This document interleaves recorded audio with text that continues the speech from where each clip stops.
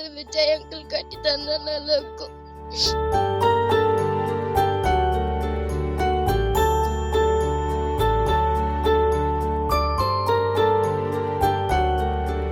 நான் கஷ்டப்படுற மாதிரி அவங்கக்கிட்ட கேலி வாங்கினு கஷ்டப்படுற மாதிரி என் புள்ள கஷ்டப்படக்கூடாது.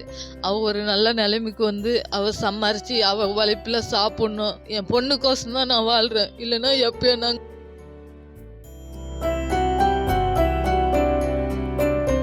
தாழ்ந்துபட்ட ஜாதின்னு இங்கே தண்ணி விடுறதில்ல, ஒன்று விடுறதில்ல. தண்ணிக்கெல்லாம் எங்கே போகிறோங்க நாங்கள். இங்கே வந்து நைட்டில் வந்து இங்கே இருக்கிறோம். இந்த 3 தகர சீட்டில் இருக்கிறோம்.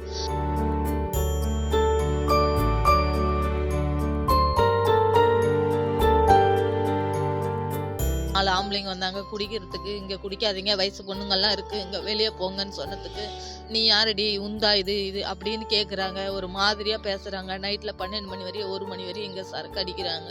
கேட்டால் உன் இடமா பட்டா இடமான்றாங்க.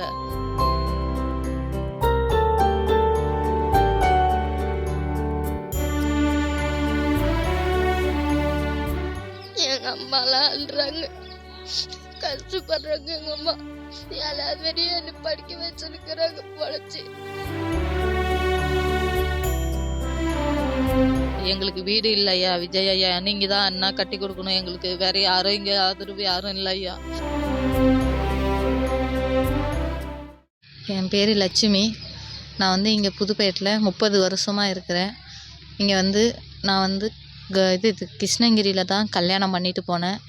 கட்டணம் வந்து சரியில்லாதனால நான் பாப்பா வந்து வயிற்றுலேயே 2 மாதம் குழந்த, அதனால் விட்டுட்டு வந்துட்டேன். ஏற்கனவே அவங்களுக்கு வந்து கல்யாணம் ஆகிட்டு இருந்துச்சு. அதனால் இங்கே வந்து கூலி வேலைக்கும் அந்த வேலைக்கும் இந்த வேலைக்கெல்லாம் கஷ்டப்பட்டு வந்தேன். வந்தும் எங்களுக்கு நிம்மதி இல்லாத ஃபஸ்ட்டு வந்து கட்டிக்கினவங்க வந்து நிறைய தொந்தரவு கொடுத்தாங்க. சண்டை போராட்டம் வாழ்க்கையில் எவ்வளவோ நடக்கிறதெல்லாம் நடந்து முடிஞ்சிட்டு நான் அவங்கள விட்டுட்டு வந்துட்டேன். எண்ணிட்டு வாழ முடியாத அவ்வளோ கொடுமைகளை நான் சந்தித்தேன்.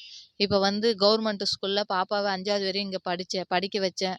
டிஎம் ஸ்கூலுக்கு வந்து இங்கே இங்கே 5வது படிச்சுட்டு டிஎம் ஸ்கூலுக்கு வந்து நான் அங்கே அமுச்சு விட்டுட்டேன். கூலி வேலைக்கு அந்த வேலைக்கு இந்த வேலைக்கு தான் போயின்னு இருக்கிறேன் நான். அதனால் சரி இங்கே பாதுகாப்பு எதுவுமே இல்லை. 4 மணி 5 மணி ஆயிடுச்சுன்னா இங்கே சரக்கு நிறையா அடிக்கிறாங்க. பிள்ளைக்கு பாதுகாப்பு இல்லைன்னு தொட்டு அங்கே சேர்த்திடுறேன். 6 மணி 7 மணி ஆகுது. கூலி வேலைக்கு ஹோட்டலு கடைக்கு ஜல்லி தூக்க மணல் தூக்க இந்த வேலைக்கு கூலி வேலைக்கு தான் போகிறேன். எங்களுக்கு எந்த வசதியும் இல்லை. நான் வந்து வெளியில் 3 மணிக்கு ராத்திரியில் 3 மணிக்கு எழுந்து குளிக்கணும். துணி மாற்ற முடியறதில்ல, ஒரு சாப்பிட முடியறதில்ல, எதுவுமே செய்ய முடியறதில்ல எங்களுக்கு. அதனால் நாய் சமைச்சு வச்சா நாய் சாப்பிட்றது, இல்லைன்னா எறும்பு ஏறிடுது, மழை வந்தால் நனைஞ்சி போகுது. இங்கே வந்து தாழ்ந்துபட்ட ஜாதின்னு இங்கே தண்ணி விடுறதில்ல, ஒன்று விடுறதில்ல. தண்ணிக்கெல்லாம் எங்கே போகிறோங்க நாங்கள். இங்கே வந்து நைட்டில் வந்து இங்கே இருக்கிறோம். இந்த 3 தகர சீட்டில் இருக்கிறோம்.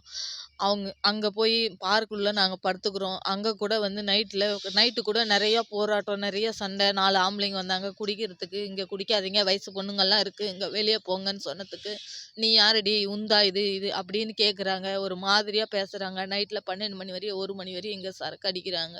கேட்டால் உன் இடமா பட்டா இடமான்றாங்க. எந்த வசதி இல்லை, கரண்ட் இல்லை, ஒன்றும் இல்லை. மாற்று துணி கூட இல்லாமல் ஒரு துணியை வந்து 4 நாளைக்கு 5 நாளைக்கு போடுறோங்க. எல்லாமே இப்படி பண்ணின்னுக்குறேங்க. ஒரு வயசு பொண்ணு, 13 வயசு பொண்ணு, இன்றைக்கோ நாளைக்கோ வயசுக்கு வர்ற மாதிரி இருக்குது. அதனால் நீங்கள் தான் ஏதாச்சும் உதவி செய்யணும் எங்களுக்கு. அதனால் என்ன பண்ணுறது ஏது பண்ணுறது எனக்கு தெரியாது. இந்த மாதிரி ஃபஸ்ட்டில் நான் படிச்சுன்னு இருந்ததுன்னா எனக்கு வந்து படிப்பு அருமை எல்லாமே தெரியும். நான் படிக்காதவோ நான் கஷ்டப்படுற மாதிரி அவங்கக்கிட்ட கேலி வாங்கினு கஷ்டப்படுற மாதிரி என் புள்ள கஷ்டப்படக்கூடாது.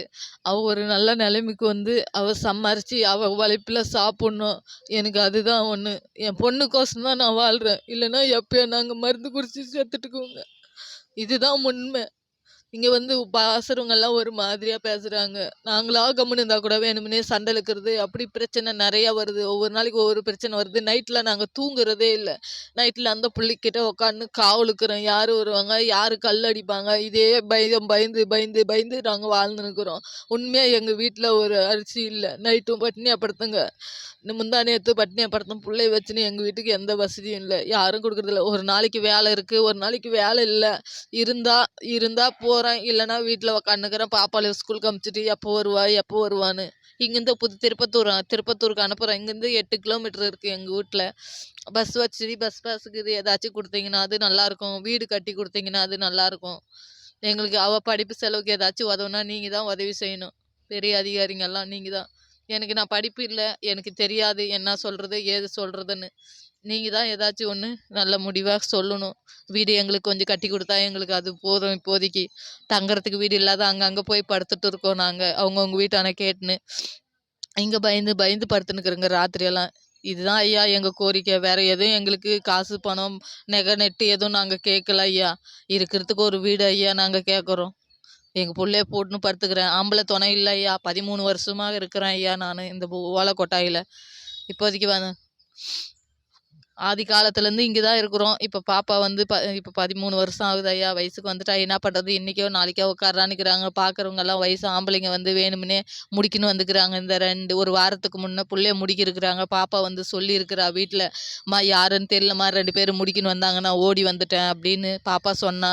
சரிம்மா இதுக்கு ஏதாச்சும் ஒரு முடிவு செய்யலாம் அப்படின்னு சொல்லினுக்கிறேன் ஐயா. எங்கே போகிறது ஏது போகிறதுன்னு நான் படிப்பறிவு இல்லாதவையா, எனக்கு தெரியாது. போனால் கூலி வேலைக்கு இவ்வளோ வருதுன்னு சொல்லுவேன் ஐயா. பாப்பா தான் எனக்கு எல்லாமே சொல்லுவா. அதனால தான் ஐயா நான் பார்த்துன்னு இருக்கிறேன். இப்படி வெட்ட வெளியில் தான் இருக்கிறேங்க ஐயா. எங்களுக்கு வீடு இல்லை ஐயா. விஜய் ஐயா நீங்கள் தான் அண்ணா கட்டி கொடுக்கணும் எங்களுக்கு. வேறு யாரும் இங்கே ஆதரவு யாரும் இல்லை ஐயா. யார் பார்த்தாலும் எங்களுக்கு தண்ணி கூட விடுறதில்ல ஐயா. நாங்கள் தாழ்ந்துபட்ட ஜாதின்னு. நீங்கள் தான் எதனா ஒன்று பண்ணணும் ஐயா. விஜய் அண்ணா நீங்கள் தாங்க சொல்லணும். எங்களுக்கு யார் என்ன எங்கே கேட்குறது என்னன்னு எங்களுக்கு தெரியாது ஐயா. தெரியாத படிப்பறிவு இல்லாத இத்தனை வருஷமாக நாங்கள் இத்தனை காலமாக நாங்கள் வாழ்ந்துட்டோம் ஐயா. எங்களுக்கு தெரியாது. நீங்கள் தான் ஏதாச்சும் ஒரு பண்ணி வீடு கட்டி கொடுக்கணும் ஐயா எங்களுக்கு. என் பேர் சந்திகா. நான் 7வது படிக்கிறேன். திருப்பத்தூர் போகிறேன் ஸ்கூலுக்கு. எங்கள் அம்மா கூலி வேலை செய்கிறாங்க. 7 மணிக்கு கூட்டின்னு வந்துடுறாங்க. இங்கே 5வது வரையும் இங்கே புதுப்பேட்டையில் தான் படிச்சுன்னுக்கிறேன். புதுப்பேட்டையில் வந்து இங்கே இந்த 3 தகர வீட்டில் தான் இருக்கிறேன். எங்களால் படுக்க முடியல, பேச முடியல எதுவும். அங்கே இங்கே படுத்தா கூட படுக்கிறதுக்கு இடம் இல்லை. இந்த மழை வந்தால் ஒழுகுது, இருக்க முடியல. இங்கே குளிக்கிறதுக்கு இடம் இல்லை. பார்க்கில் படுத்துக்கிறோம். அங்கேயும் ஆளுங்களாம் வந்து நிறைய குடிச்சிட்டு பாட்டிலெல்லாம் உடைச்சிட்டு போகிறாங்க. எப்படி எங்களால் இருக்கிறது? கையை பிடிச்செல்லாம் இழுக்கிறாங்க. ஒரு வாரத்துக்கு முன்னாடி என்னை துரத்தின்னு வந்தாங்க. அம்மாகிட்ட சொன்னேன். அம்மாவும் எல்லாருக்கிட்டையும் சொன்னாங்க. அவங்களும் சரி கேட்குறேன் யாருன்னு அப்படி சொன்னாங்க. எங்களால் இருக்க முடியல. வீடு யாருன்னா கட்டித்தாங்க விஜய் அங்கிள். நாங்கள் எப்படி இருக்கிறதுலே தெரில. துணிமணியெல்லாம் இல்லை, துணியெல்லாம் இல்லை. ஒரே துணி தான். நேற்றும் இதே தான் போட்டுன்னு இருந்தேன், இன்றைக்கும் இதே தான் போட்டுன்னுக்கிறேன். எப்படி இருக்கிறதுனே தெரியல. துணி துவைக்கிறதுக்கு இடம் இல்லை, தண்ணி பிடிக்கிற முடியறதில்ல. தண்ணி தூரத்துலேருந்து போய் எடுத்துன்னு வரோம். எப்படி எங்களால் இருக்கிறதுலே தெரியல. இந்த 3 தகரத்தை நீங்களே வேணா பாருங்கள். இந்த தகரத்தை எப்படி இருக்கணும்னு அந்த பார்க்குள்ளே படுக்க முடியல, இருக்க முடியல. அவங்களாம் அங்கேயும் கல்லை தூக்கி போடுறாங்க, கருவை உடைக்கிறாங்க, எல்லாம் பண்ணுறாங்க. எங்கள் அம்மாவெல்லாம் சண்டை இழுக்கிறாங்க. எங்களால் இருக்க முடியல. வீடு கட்டி தந்தால் கொஞ்சம் நல்லா இருக்கும். எங்கள் அம்மாலாம் அழுறாங்க, கஷ்டப்படுறாங்க. எங்கள் அம்மா 7வது வரையும் என்னை படிக்க வச்சிருக்கிறாங்க பொழைச்சி. வீடு விஜய் அங்கிள் கட்டி தந்தா நல்லா இருக்கும்.